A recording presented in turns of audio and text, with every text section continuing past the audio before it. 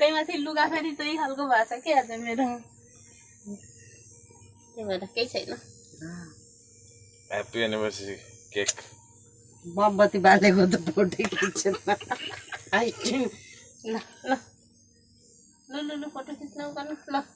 मैले काट्छु अब चक्कु हेर्नु आमा चक्कु त ल ल ह्याप्पी एनिभर्सरी पुग्ने हो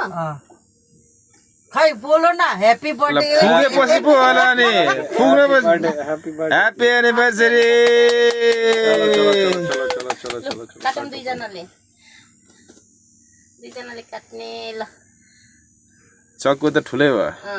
सानो भयो होइन सुहाउँदो छ चक्कु पनि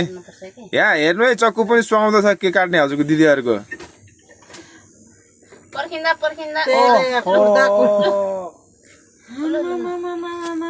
यस्तो अब म त उल्टो भयो है